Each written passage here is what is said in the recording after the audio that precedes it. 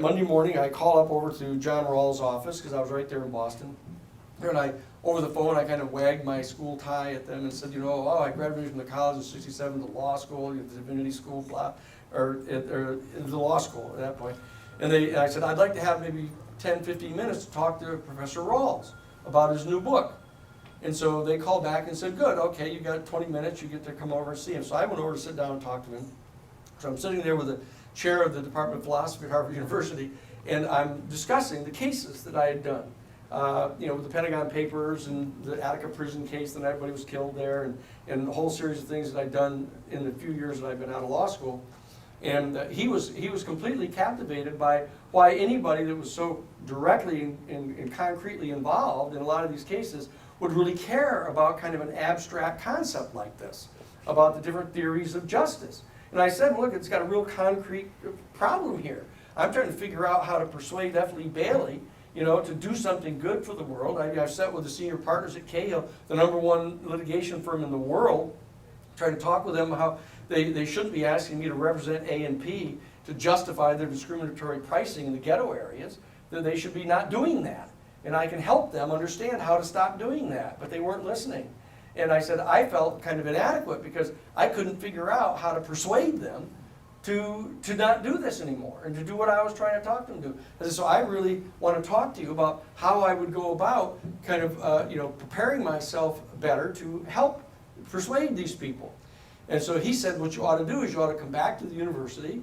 You graduated from the college in '67, the law school in '70. You ought to come back and do your PhD work, comparing and contrasting the two different modes of ethical reasoning, the intuitionist school and the utilitarian school.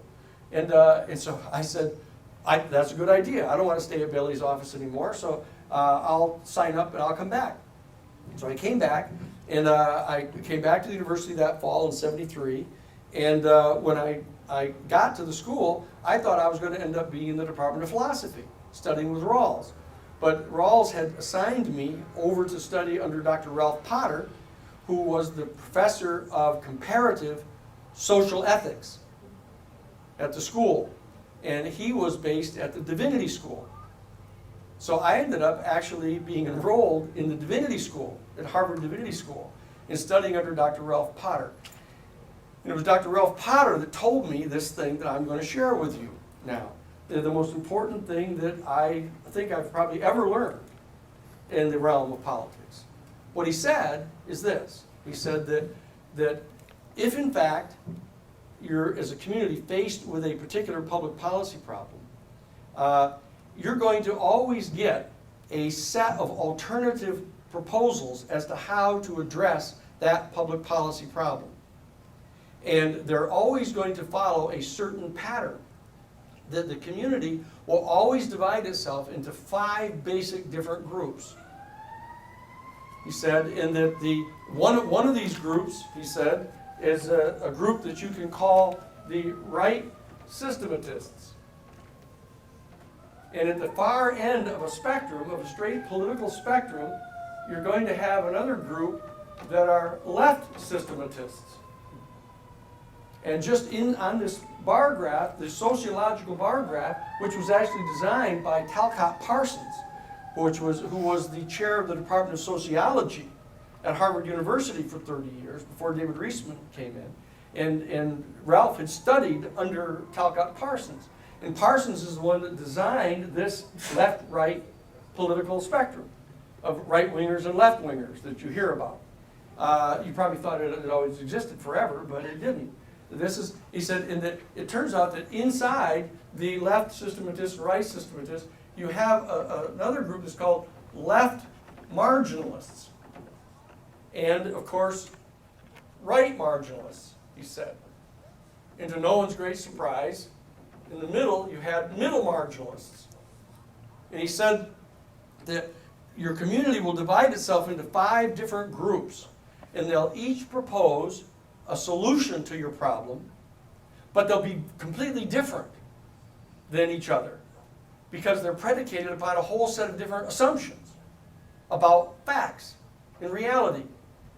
And so what Ralph Potter had spent his time doing, and he wrote his PhD thesis at Harvard on this, was trying to figure out what the factors were that caused a person to be either a left systematist, left marginalist, right systematist, or right marginalist, or a middle marginalist.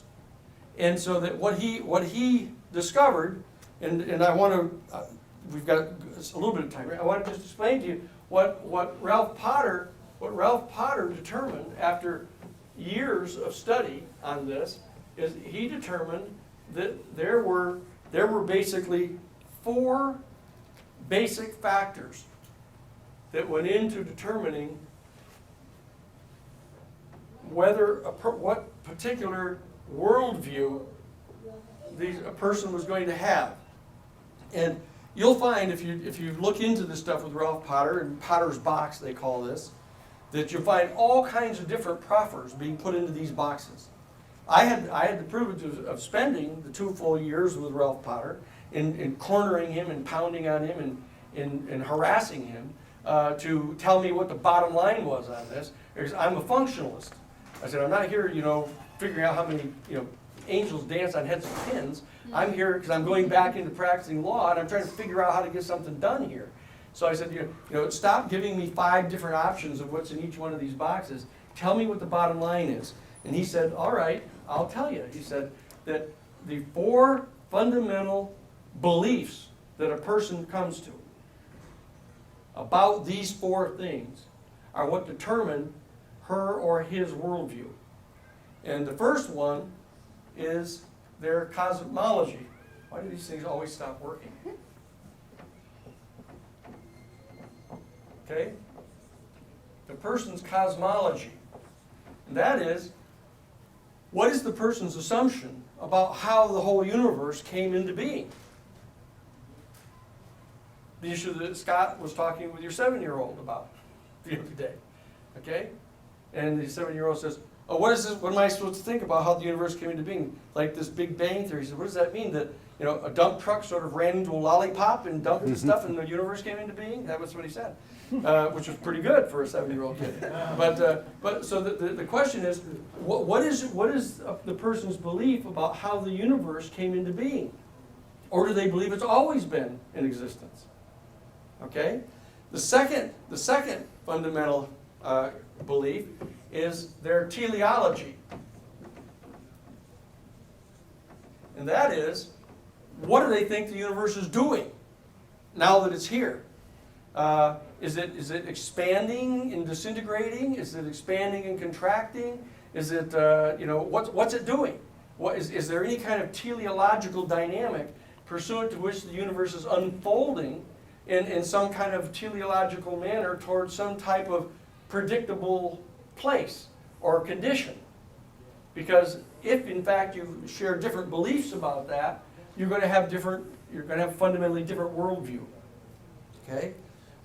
In the third, what they call pillar beliefs, these are the 4 pillar beliefs of a worldview. So the third one is the ontological belief, which when you shake it down, it's basically the question of consciousness.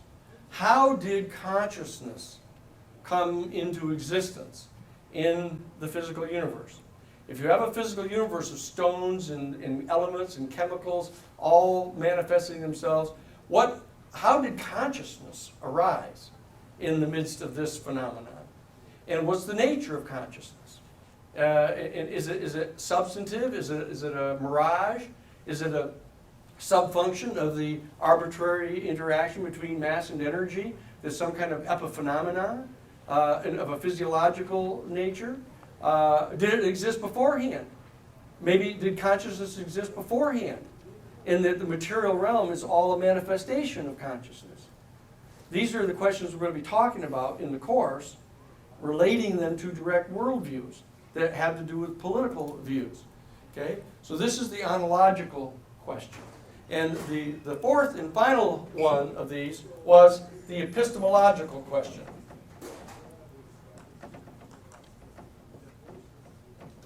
Epistemology.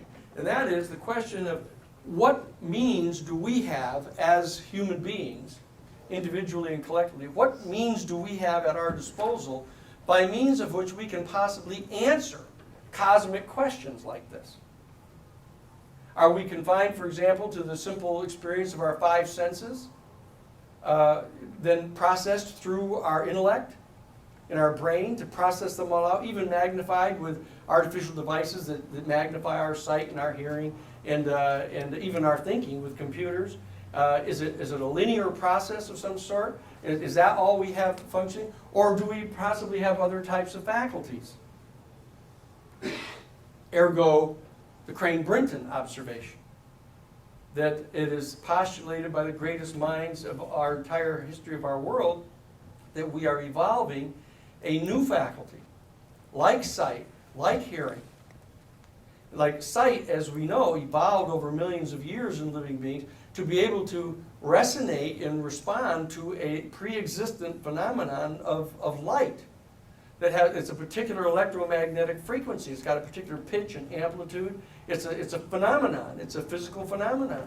And somehow, through the millions of years, rose up the design of an entire faculty, organs of faculty, that were able to directly, experientially resonate with this particular phenomenon and translate it into data about the outside world. The same thing is true with hearing, that over millions of years they're evolved in a teleological manner. A certain set of organs that were able to directly resonate with a particular electromagnetic frequency of sound and give us data intake about the outside world. I mean, just think how peculiar it is to be able to sit here like this with your back turned and realize that someone is walking into the room, 100 feet away. And the people who didn't know anything about hearing say, how the hell did she do that? In fact, H.G. Wells wrote a story back in 1942 about a young woman who lived high in the Andes in a community that all had tissue over their face. And she had somehow started to discern light and shadows through the tissue on her face. And she could tell when people were moving in the room, even if they didn't make any noise. And it freaked everybody out. And so they ended up killing her. Which tells you a lot about the fate of prophets. And why prophets, in fact, are biological mutations who are evolving this faculty that Crane-Brinton is talking about, and that they're developing it teleologically, but in fact it flashes into full manifestation prior to the culture of the human family being prepared to cope with it. And so what happens is that these beings, like all mutations happen, in biology, as you know, they flash into existence, but the environment isn't prepared for them and they die. And yet they keep on coming until they adjust to the environment and they survive. And this is what is being talked about here. But these four pillar beliefs, cosmology, teleology, ontology, and epistemology, are the four pillar beliefs that a human being will come to that actually determines their worldview. Because if in fact you provide an answer to each of these four questions, each of which is completely internally and self-referentially consistent with the answers to the other three questions that you've asked, it will in fact generate a common principle pursuant to which you can then apply the principle to all kinds of practical questions, and it becomes a mode of ethical reasoning. A mode of ethical reasoning which causes you to conduct yourself, not surprisingly, in accordance with what you assume is real. It's the most fundamental guiding ethic, is you conduct yourself in accordance with what you think is real. The trick about these particular things is that there's no way right now of telling for sure what the answer is. Nobody knows definitively at this point in time what the answer to these questions are. We're still probing and exploring these things. So the fact of the matter is, virtually every person, whether consciously or unconsciously, comes to form some type of opinion about these fundamental aspects of reality. In fact, there's a famous saying of philosophy, the entire endeavor of philosophy is attempting to provide the epistemological answer to the ontological question. Okay, and what Crane Brinton has done is he has provided that answer. He has said that epistemologically, the greatest minds in the human family have come to the epistemological conclusion that there is, in fact, another faculty that is actually biologically evolving in a teleological manner into full fruition that enables every individual, in accordance with the state of development of that faculty, to be able to actually discern the unitive phenomenon that bonds every single ultimately irreducible integer of matter in the entire physical universe into one harmonious whole. And that by means of that, she or he can in fact determine experientially what conduct is either harmonious or disharmonious with the natural order of being. Okay? So this is as I said, if a person intuitively or pursuant of every intellectual piece of data and scientific data that you can possibly gather, you come to some operating conclusion about what the answers are to the cosmological question, and you come to some kind of conclusion, operational conclusion, as what the teleological process is of the unfolding of the universe. And you come to some operative conclusion as to what the role of the consciousness is and how consciousness came into being. And epistemologically, what faculties you have by means of which you can discern the answers to these questions. If you provide internally and self-referentially consistent answers to all four of those questions, it will in fact generate, as I said, a specific mode of ethical reasoning, if you can find a marker that works. If you can't, you're just going to have to guess at what the hell that is. But it's over there, right down there. It's the mode of ethical reasoning. Okay?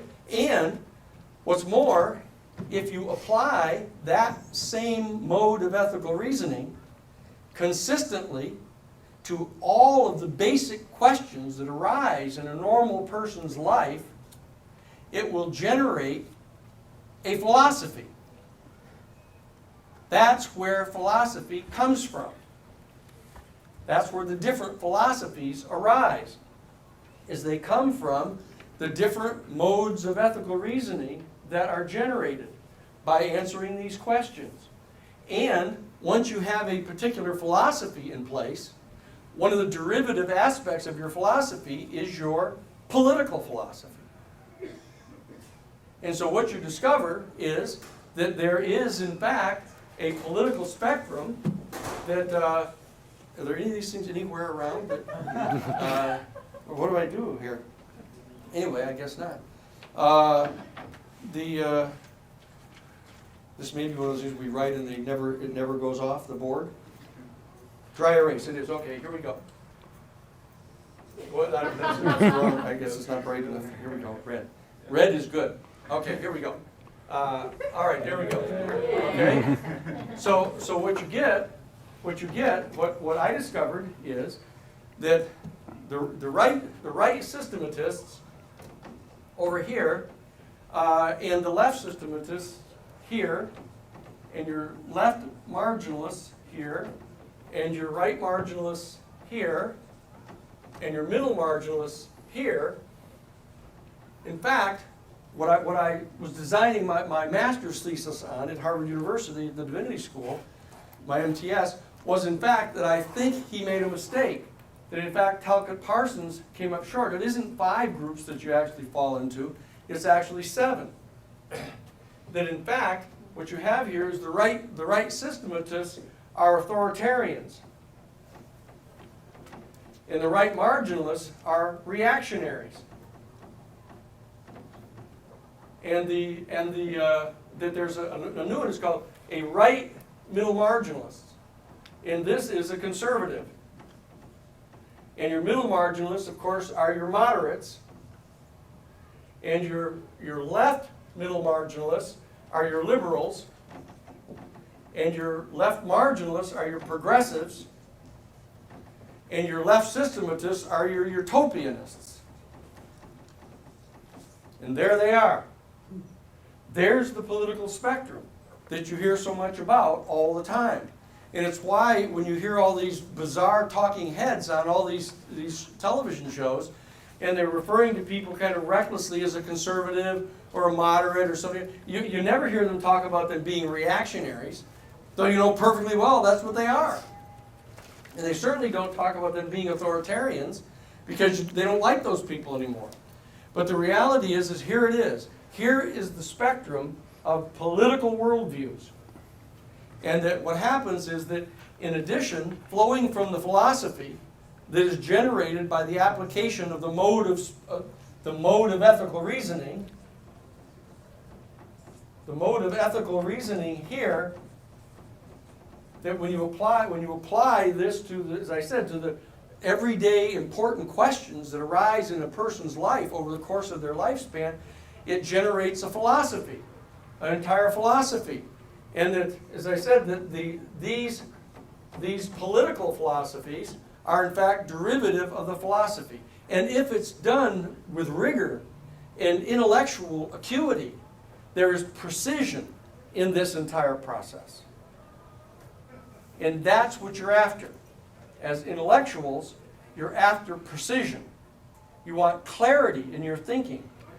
That the position that you're going to be espousing publicly to people to try to address this oncoming crisis isn't just something that you pull out of the sky. Everybody.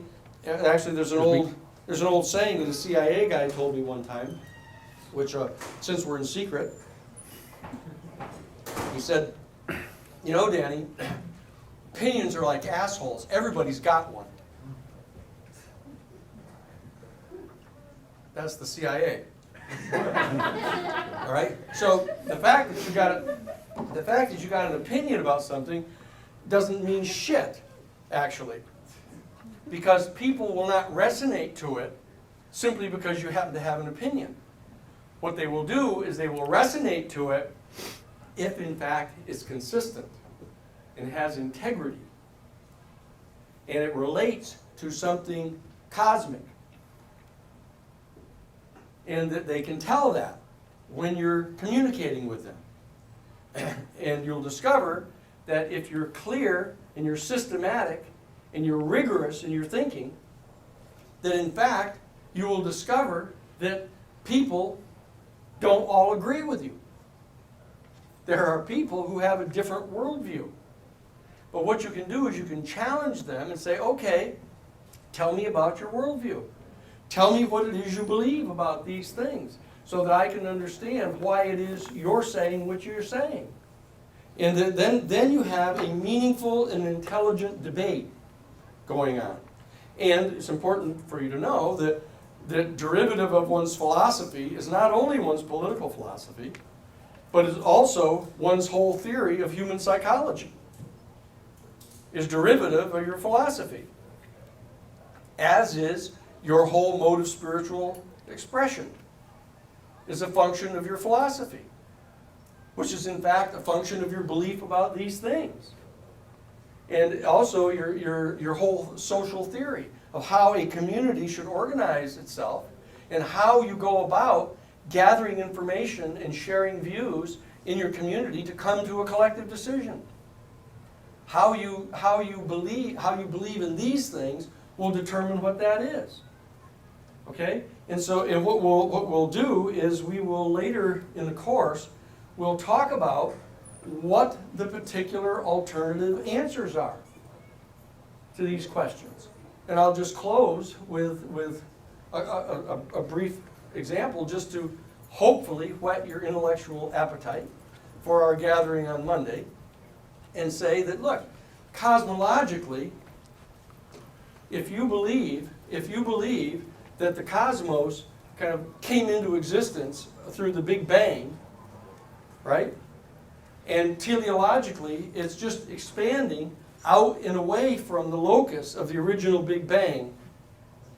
And every single ultimately irreducible integer of matter in the entire physical universe is in fact disintegrating from its larger elements all the way on the periodic scale, all the way from U-238 all the way down to helium, you know, that if they're disintegrating into their constituent elements as they're expanding away from the locus of the Big Bang, and that ultimately there'll come a point in time when every single ultimately irreducible integer of matter in the entire physical universe will have disintegrated into its separate component inchoate quantum fields. And it will then, thereafter, continue to expand out and away from every other one into no thingness. That's a pretty fucking pessimistic worldview.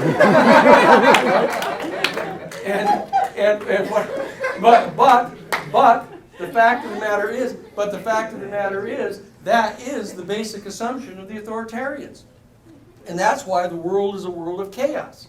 That's why our world has no inherent real value. There's no ultimate referent for right and wrong other than the most powerful. The person who's the most powerful and can impose his will upon others is the one who rules and dominates. Because it's necessary. They're not in bad faith on that. They actually believe that there's no coherent referent for right and wrong other than power and assertion. And what they're doing is they're lending order to an otherwise random and chaotic world. And that's what lends reality to a particular realm that they rule in. See, now that's their worldview, and it's a good faith worldview, so it doesn't do any good to just attack them as being malevolent and evil, because the fact of the matter is they have a different worldview than you do.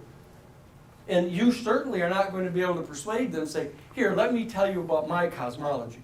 And you say, for example, you're over here at the left systematist thing, and what you say is, what I believe is true is that outside of our physical universe that is made up of the sum total of all of the ultimately irreducible integers of matter in the universe, whether they're in the form of energy or mass, which are more or less interchangeable, that the outside of the totality of the total number of units of mass and energy, that there is an infinite and eternal and abiding sea of completely undifferentiated consciousness